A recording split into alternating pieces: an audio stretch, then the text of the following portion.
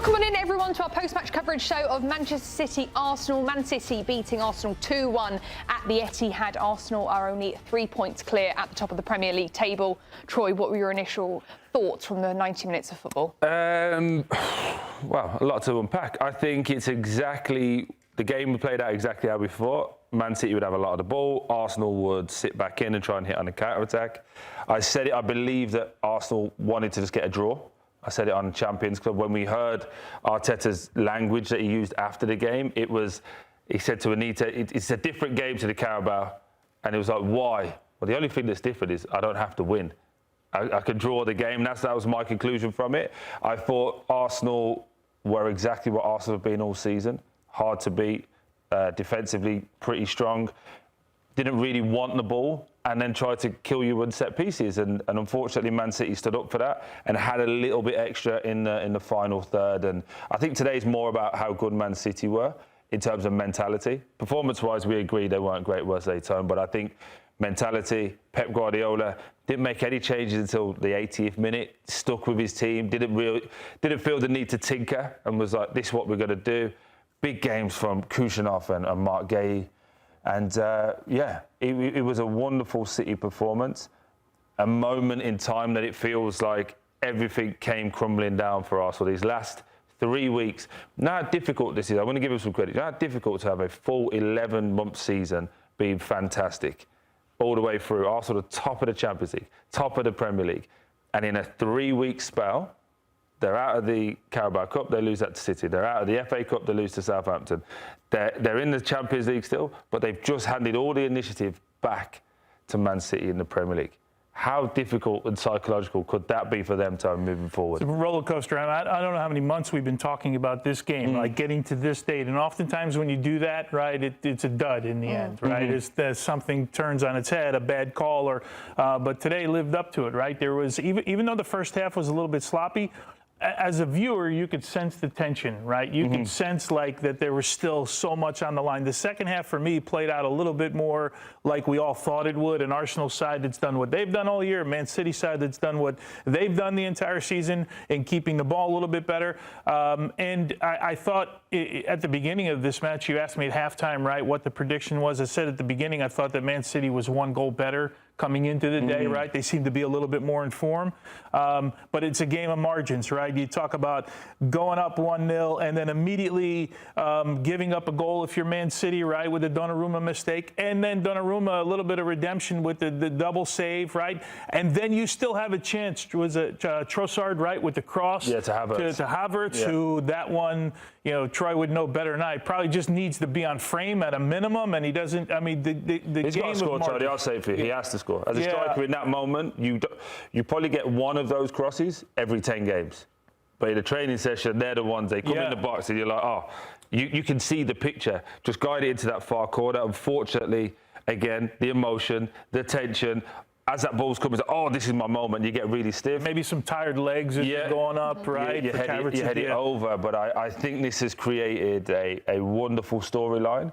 But also, I've been trying to keep it in and be respectful. The Arsenal meltdown will be epic. Well, it will be epic. The online meltdown right now will be epic. Yeah, we're live on YouTube today, but as you can imagine, there is a lot going on social media at the moment. Arsenal, stay humble. Yep. This is from last year. I believe they won 5-1.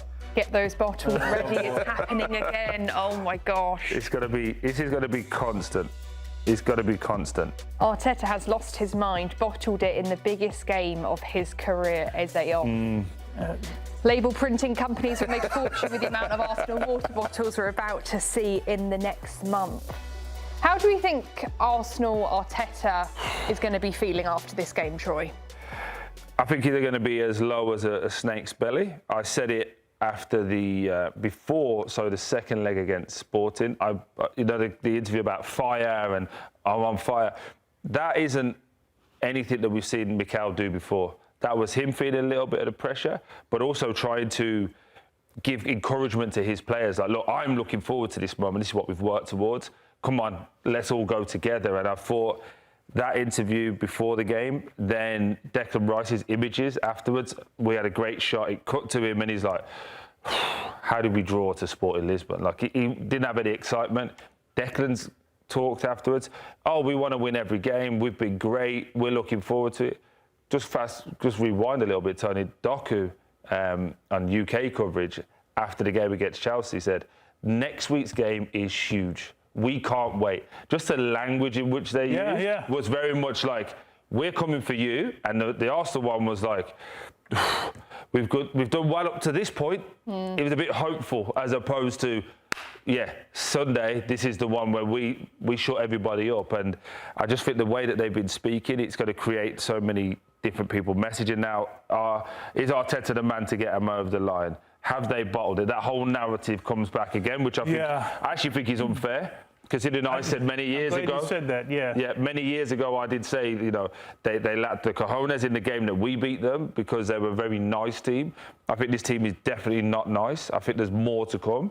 But I compare it to Rory McIlroy at the Masters. If this team was to win this title, I'd make them favourites for the next 3 or 4. Because that shackle will be off and it'll be like, we've done this before, we can be carefree. But now, unfortunately, the topic's going to be, is Arteta right? Can they keep this squad together? Does Saliba want to leave? Does he start going, let's say they win the World Cup with France. He starts seeing Mbappe and all these people. He's like, I want to be a part of that. I want to be in that. All these people you've tied down, all of a sudden just start wanting to leave and wanting to move. But the one big key thing, and I'll throw it to you, Tony, after this, is all the excuses are gone. 2 seasons ago, we didn't have a striker. Today you had 3. And you still didn't get it done. Oh, we had players sent off. This season, no players been sent off. Oh, it's all the injuries. That you've had a squad big enough to handle everything. So if you lose this one, and it's not been a great season, it's not been a 100-point league like it has been in the past, what do you plan on doing? Yeah, the question about Arteta, you know me with managers, right? I still think it's a player's game in the end, but the guy's been there. He's had opportunities. He solved, like Troy just said, all of the problems that he had before this by bringing in players. And I look at today, just kind of a standalone. This is going to go. Well, we don't know how it's going to end, right? Yeah. But this is going to go on Arteta's record that he lost to City if they don't win the title. And this was the day that everybody will look at. But now that we have a couple of minutes to sit back and now a couple maybe days to sit back before they get back in the Champions League against Atleti, we'll say what could he have done differently? Right, that's going to be the next question. And at the moment, I can't figure out a lot that, okay, he didn't play Gyökeres up top, right? The guy that he brought in to be his number 9 because he needed some hold-up play. He wasn't going to change anything in the back, right? Because especially with the 2 center backs, there's moments in the game that maybe his team could have been a little bit better, but it'll all go on his resume because that's what managers, that's what they accept at the end of the day, right? I think there is one moment, and again, my son's an Arsenal fan, and my wife and all her family are Arsenal fans. One moment for me that changes it. Max Dowman, a few months ago, obviously comes on and they score, and everyone. He's been a bit of a bright spot, that carefree young. I don't care, that naivety that you have when we're kids. We just want to play, and we don't really care about any of the consequences. You take Eze off, but you've shoehorned Odegaard back in, who hasn't been playing of late through injury. Yes, he's your captain, but at moments, could he have put Eze in there and put a young Max Dowman on that says, for sure, Why do you think he didn't then? Because I think, this is not an Arteta thing. This is most people. Look at Pep Guardiola. He didn't put Reinders in. He didn't put Marmoush in. He didn't put Aït-Nouri in. Players he spent a lot of money bringing into the club. You look at players and you go, who can I trust? And I've been there on the bench. You look at your bench and you go, who can I trust? Who can I come in and they'll get the job? Max Dowman's a young player. He's got so much ahead of him.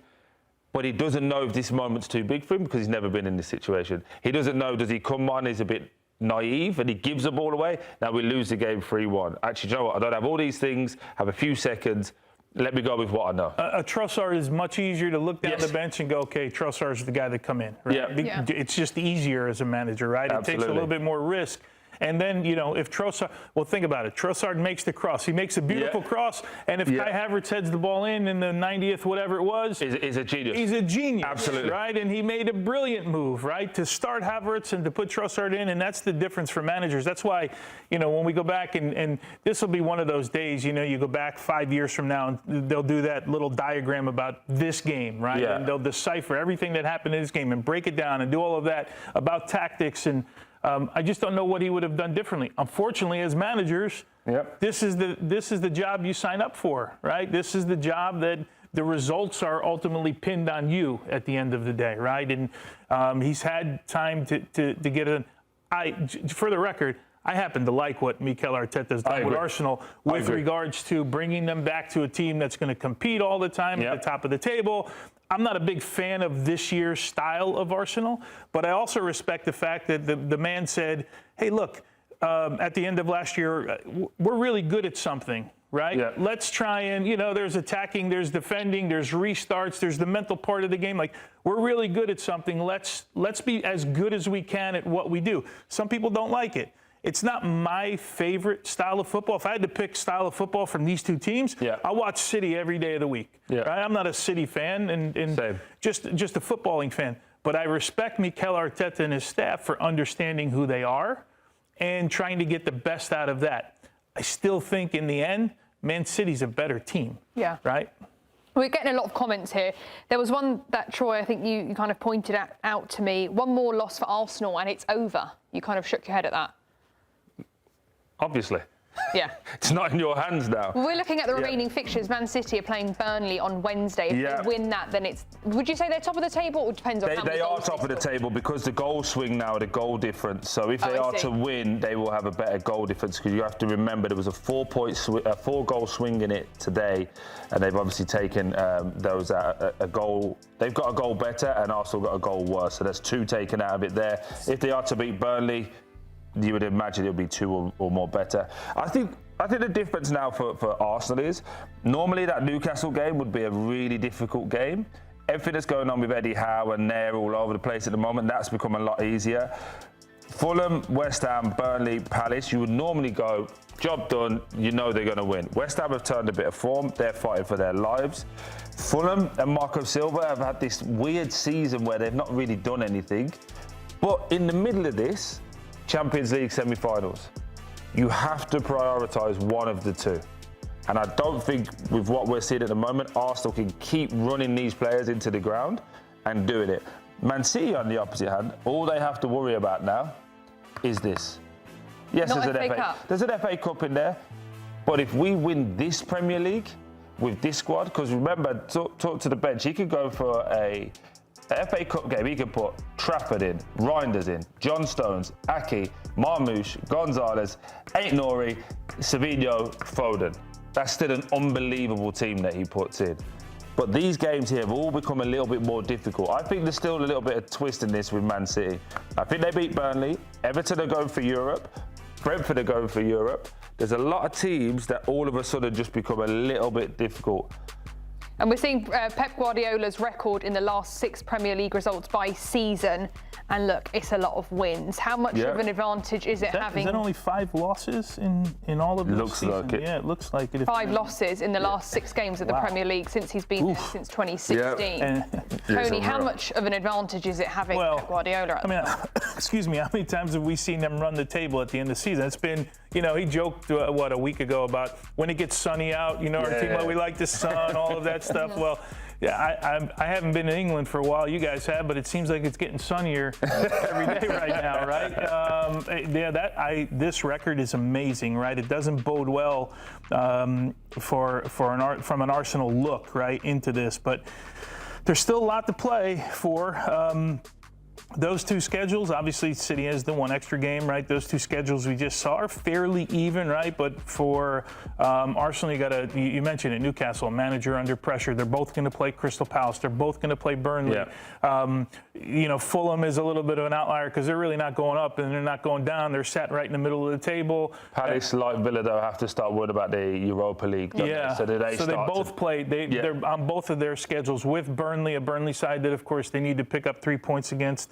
I think there was, I think it was Aston Villa, last game of the season, right, who might be fighting for Champions League, right, at the end of the season that City's going to have to deal with on the last and potentially day. a Europa League final. Yeah. So they may go the opposite way and just save everyone, win the Europa League, and you're in the Champions League. Yeah, as well. and qualify that way. So there, I mean, it's a cat and mouse game, right? But I think the big competition, obviously, City has the FA Cup, but the Champions League, they really do have to make a decision because those are the games you're really stretching yourself. Yeah. And anyone who thinks that 2 legs over Atleti is going to be easy and it's not going to be just a complete battle, be fooling themselves. Right? Yeah. Well, we have put a poll out in the comments, and I think it has been finished. Who will be winning the league? Arsenal, 84% of viewers put Man City, 16% of viewers put Arsenal.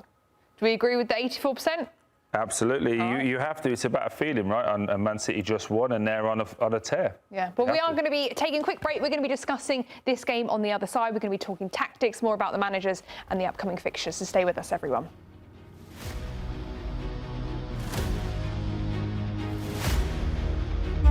At the start of every year, I find myself wondering again, constantly questioning life's mysteries. Could I make it in the UFC octagon? When Jeff Probst asks survivors, ready? Do they ever want to say no? Has Dexter ever considered meditation? Will Beth and Rip make it last on the new series Dutton Ranch? If not, Rip, call me. Stream new series and returning favorites, plus huge events. It's going to be the biggest year yet. Welcome to the Running Man. The rules are simple. Survive 30 days. But the entire nation is hunting you down. The grand prize, $1 billion! Win this game. Change your family's life forever. Hunt him down!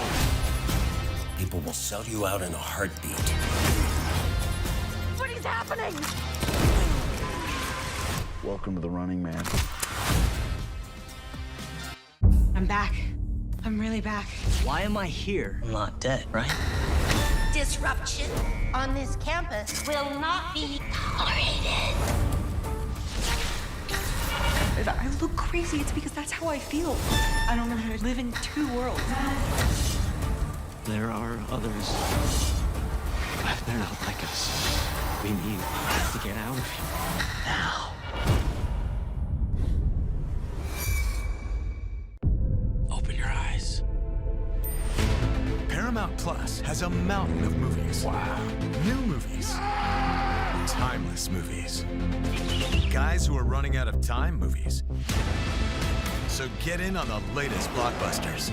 Trust me. And we live the moments that get you every time.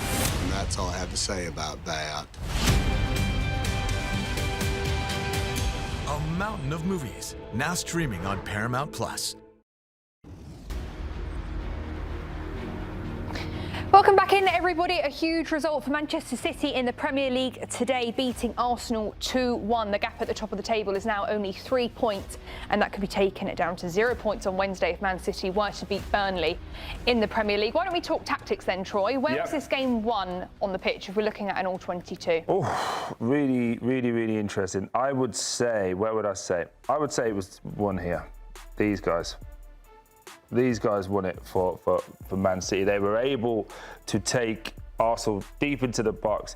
Again, Doku, who we allude to, but Mosquera, this area has been a problem for Arsenal, whether it's been Mosquera, whether it's been Ben White. He got a yellow card within the first 20 minutes, couldn't really get tight then. And Doku, I was a little bit disappointed. He could have got him a lot more. Actually, for the goal, it's the first time in the second half he gets at him. But then, when you have this player here, you can do all the tactics, Tony, in the world. When you have this player. Circle number 10. Oh, there you go. When you have that player there. He changes the tactics. Best City player at the moment? By far. But also he adds something different. He's carefree. He goes into these little, he's playing, he goes out into these little areas here, goes out and says, go on then, we'll overload on this right-hand side. Okay, there's a problem. We're down the left-hand side, no problem. I'll go over here, I'll go up here. He goes and gets the ball. Now, how do you set up? Arsenal want to be in a position where they just set down and just go, right, everything's in front of them. This player goes deep, short, wide, overloads on the right-hand side, on the left-hand side. And the biggest thing is, you know when he makes a mistake? Yeah. Do it again.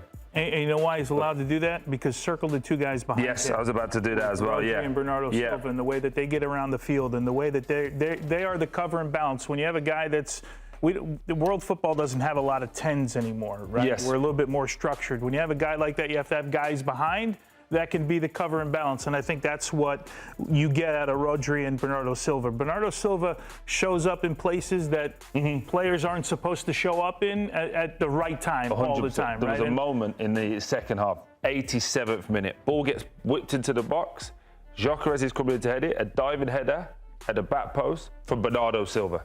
The smallest player on the pitch, but the one with the biggest heart that realises the moment and the state of play. I want to give credit. A lot of people were taught to Mark Gahey coming in January, and rightly so, been fantastic, ready for the league. Donnarumma, been fantastic everywhere he's gone and won things. This was this young man's game. Khrushchev, I've been very critical. I haven't seen it yet, but he's came in and he's delivered a wonderful, intelligent performance today. And the final part about it, we talk how great Man City are.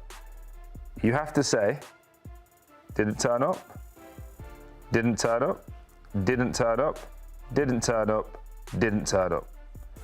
And arguably, is a friend of mine, didn't turn up.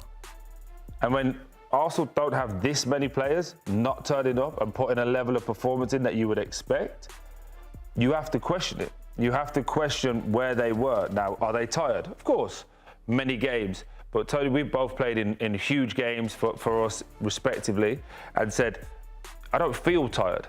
You know that pain in my ankle, that pain in my knee, it doesn't go. It hurts now, by the way. Now the game's over and we didn't win, it hurts 10 times more. But you don't feel tired, do you, Tony, going into these big moments?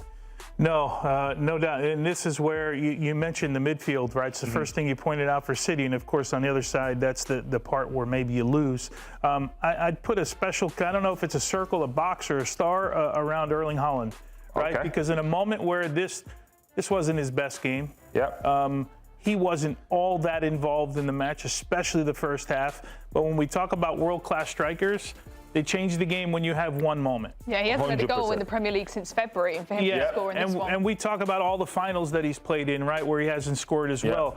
In a moment where Manchester City needed him, and he could have checked out at that moment, right? He was the guy that ends up getting a goal, and I think it's sort of undervalued if you don't look at his game, because striking, I mean, you would know better. How many times have you been out of the game for 89 minutes, right? And now you come up with a moment where you find yourself in a position where you can make the difference in the game, and that's exactly what Erling Haaland did. Would he want more out of himself?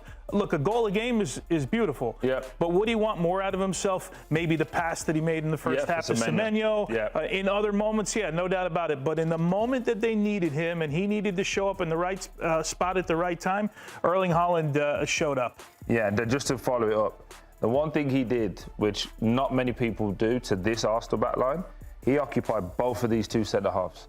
And both of them now, while they've got cuts, scratches, bruises, they will be in the showers, in the change room going, wow, we were in a game today.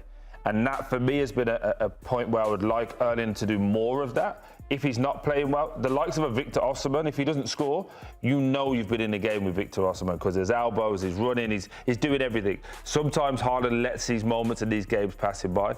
But just go very quickly to the goal. What's Gabriel's big thing? He's aggressive, right? He's physical. Watch that goal again. Haaland says no, grabs him, moves him, and then scores.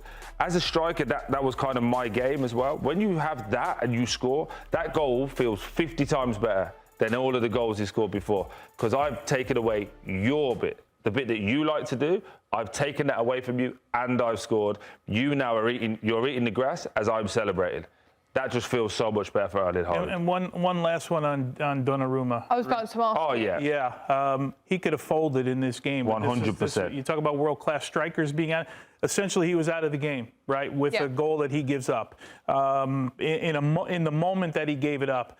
And in the moment that they needed him in the second half to make a double save, he came up with a massive, massive double save. And this is what world-class goalkeeper. I know he divides opinion for people. I get it. I happen to think he's the best goalkeeper in the world with Thibaut Courtois. Those are my two guys. Right? I might have an affinity for him because he's an Italian goalkeeper, and I get people can make that argument. But on the day, he could have folded in a moment where he gave up in the biggest game a really poor goal, and when they needed him most, he got the job done. And one thing that no one's got to speak about, here's the reason they scored the second goal. Because he takes it and he throws the ball and forces Nico O'Reilly to run forward. So with that throw, he sets it off. 2 passes later, they score. So for as much as we give him stick for the goal, you have to say he was fantastic second half. OK, everybody, we've got to take a quick break, but don't go anywhere. We're going to be discussing the coaches, Mikel Arteta and Pep Guardiola, after this short one. Stay with us, everyone. At the start of every year, I find myself wondering again, constantly questioning life's mysteries. Could I make it in the UFC octagon? When Jeff Probst asks survivors, ready? Do they ever want to say no? Has Dexter ever considered meditation? Will Beth and Rip make it last on the new series Dutton Ranch? If not, Rip, call me. Stream new series and returning favorites, plus huge events. It's going to be the biggest year yet. Welcome to the Running Man. The rules are simple. Survive 30 days. But the entire nation is hunting you down. The grand prize, $1 billion. Win this game. Change your family's life forever. Hunt him down! People will sell you out in a heartbeat. What is happening? Welcome to the Running Man.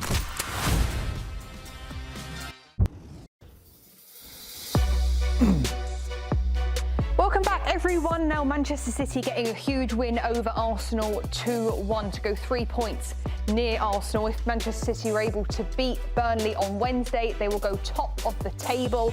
Let's talk about the coaches then. Mikel Arteta, he's been with Arsenal for 6.5 years, only got one major trophy to show for it, and that was the FA Cup in his first season.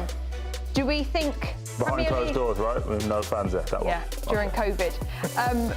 Best chance of winning a trophy this season? Asking Tony, just asking questions. Is it Premier League or is it Champions League or is it even, is he going to win a trophy?